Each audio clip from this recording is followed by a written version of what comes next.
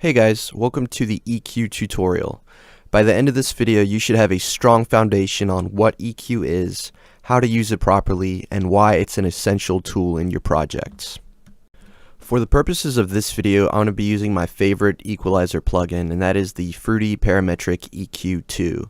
However, the knowledge that you learn in this video can be applied to any equalizer within any DAW of your choice.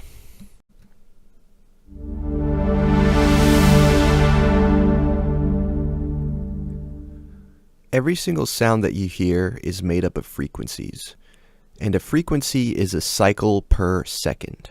The range that the human ear can detect in audio frequencies is roughly 20 Hz all the way up to 20,000 Hz or 20 kilohertz. This is called the frequency spectrum. So every single sound that you can perceive falls within this range. And this range is the typical range of most equalizers. 20 Hz all the way up to 20,000 Hz. Animals like dogs are known to be able to detect frequencies upwards of 50 kilohertz. So if dogs were making music, they'd have a lot more frequencies to worry about than us. So no excuse, humans. Different types of sounds and instruments tend to live in certain regions on the frequency spectrum. For example, drum sounds or percussive sounds like your hi-hats, your snares, your claps, those tend to live up here in the treble and high-mid region. Sounds like your leads, your pads, or vocals, or guitars, stuff like that, those tend to live in this mid region right here, low-mid to high-mid. And sounds like bass lines and your kick drums tend to predominantly live down here in the sub and bass regions. Of course, all these sounds can bleed over into surrounding regions, but the regions that I just outlined are kind of where most of the frequency content of these particular sounds resides. Let's look at some examples. Here's a kick drum. Now, kick drums are one of the few instruments that actually does have frequency content pretty much throughout the whole spectrum. As you can see, when it comes in, it sort of comes in strongly around the mid region, and then sort of drifts down into the sub region. There's a little bit of treble as well. Take a look. Now the initial part of the kick, the transient or the snap, that's the stuff that's happening from the treble all the way down to the low mid region. The part of the kick that you feel in your chest or in the ground, or if you have a good enough sound system, what the subwoofer outputs, that's down here in this region around 150 Hz and below. Here's a clap.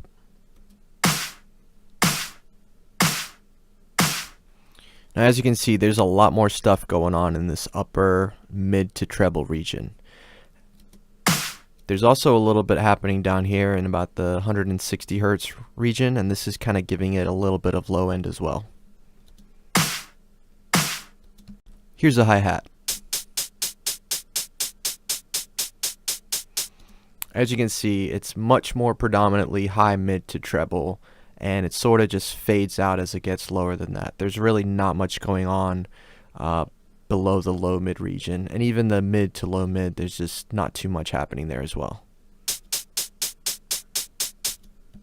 Here's a bass line. Now this particular bass line has a good amount of mid to low mid stuff going on in addition to the sub and bass frequencies. Here's a pluck. So as you can see, lots of mid, good amount of highs to treble, and really no bass. So a sound like this would actually mix really well with your bass stuff since it kind of gets out of the way right here at the low mid section. By now, you should be somewhat familiar and comfortable with the frequency spectrum. So let's talk about EQ. What is EQ? EQ is a tool, technique, and an art for shaping or carving your sounds. It can help eliminate or tame unwanted or resonating frequencies, or it can accentuate the ones that you want. It can help clear up your mix by preventing different sounds from fighting over the same frequency region. And when used in conjunction with compression, it's a very powerful way of processing your sounds to your liking. And by the way, if you haven't seen my tutorial on compression yet, I highly recommend you check that out. I'll give a link to it right here. Now, what we have here is what's called a 7-band equalizer. 1, 2, 3, 4, 5, 6, 7. These 7 bands serve as control points along the frequency spectrum that let you manipulate the sound. Each of these bands have properties associated with them.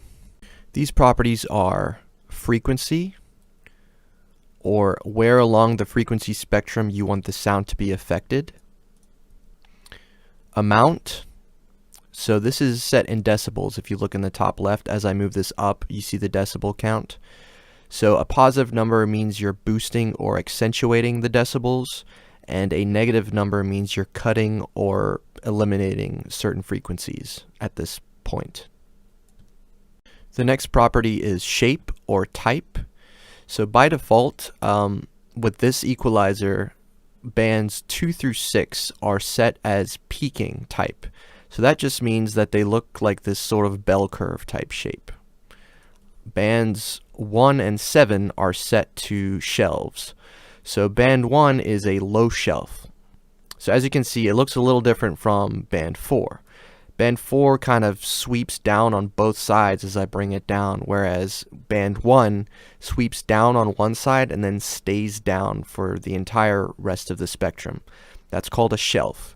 And then band 7 is the opposite of band 1. It's a high shelf. So when I bring this down, you'll see that it has the opposite effect of a low shelf. It stays down to the right of the spectrum as it's going down. And by no coincidence at all did I create a pair of breasts. Any of these bands can have their shape or type changed at any time. And to do that, you can right click on the band and go to type, and it'll show you the list of all the available types. Let's look at some of these. So right now, by default, band 1 is a low shelf. If we change it to a high pass, we'll see that it's a little different from a low shelf. A high pass basically states that any frequencies above where this band is are allowed to pass, hence the name high pass. The opposite of a high pass, which we're going to set to number 7, is a low pass. Any frequencies lower than where the band is set are allowed to pass. So basically, again, 1 and 7 are opposite in that 1 is a high pass, 7 is now a low pass. So what's different from a high pass and a low shelf is that a low shelf goes down and then stays at a certain value. A high pass cuts off completely at a certain value. So a high pass, which band 1 is set to currently, will allow less frequencies to come through because it's completely cutting off the ones that fall to the left of this band. Feel free to go through and play with all the other shapes. There's not too many other ones, but you'll see how they affect the shape of your EQ curve. And you can also play with them with audio, obviously, to see the kind of effect they have in your sound. The next property that each band has like 3 names, but they all mean the same thing. Bandwidth, resonance, or Q, literally the letter Q. This determines how wide or narrow your band is affecting the sound. In this equalizer, there are 2 ways of affecting this value. If you come down here to this BW knob and you move it up and down, you can see it changing the width of this band. My preferred method is to come over to the band itself and mouse over and just use the mouse wheel.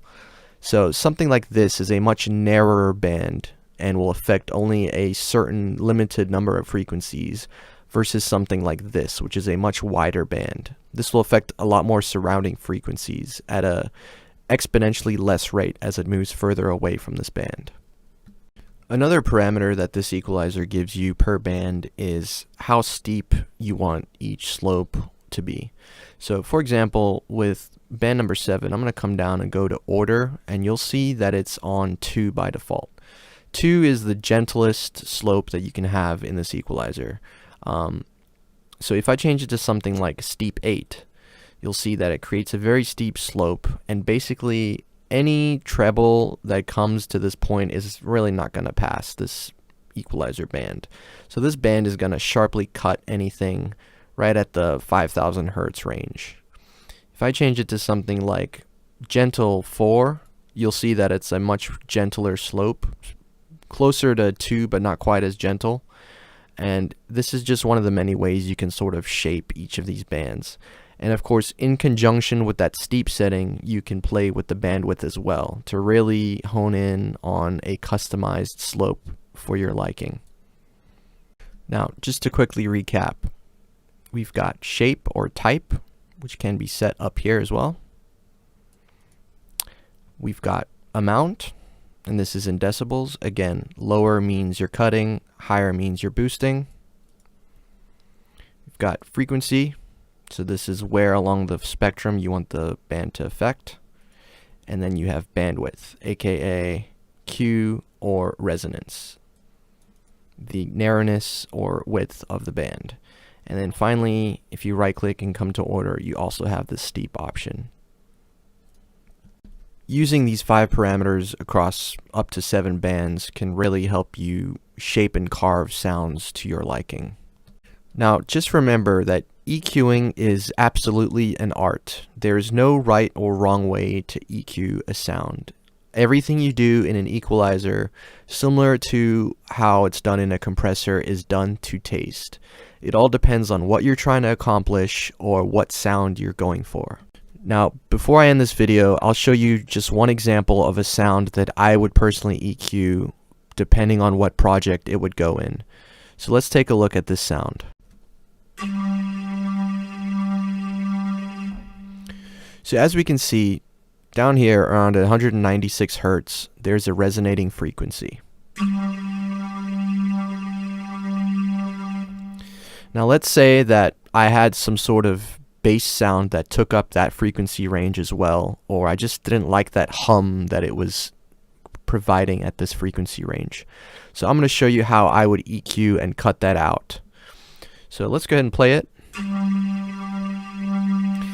Now typically what I would do is get a band and bring it down over the level and shape it to a pretty narrow band because it's a very narrow frequency that we're trying to cut out, and I would just bring it down, say, to about this level to really tame this frequency that's coming through. Let's take a listen.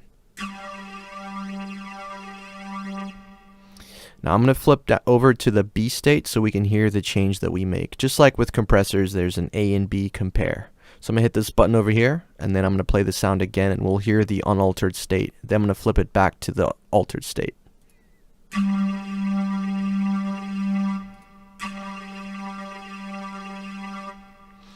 Now, since I'm cutting pretty much the lowest frequency that's coming out of the sound,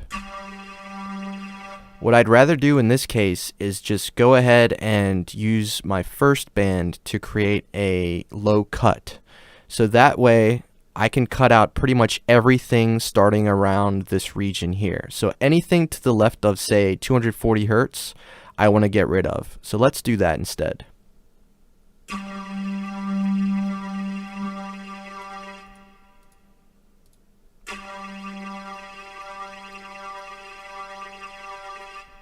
Now as you can hear, that resonating frequency is gone. And what we've done by cutting out all the frequencies below 337 Hertz is we've made the sound quieter. So just like compression, what you can do is when you alter the nature of a sound or the dynamics, you can go ahead and restore the volume to close to what it was before. So let's do that.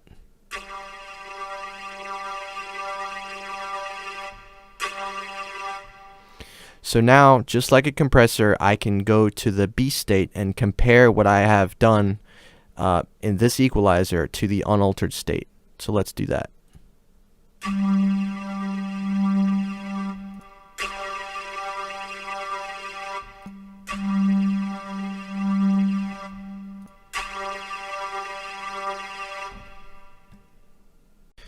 Every single sound has its own special requirements or needs of equalization depending on the situation or project that you're working in. So there's really no way that I or anyone else can tell you how to equalize every single sound.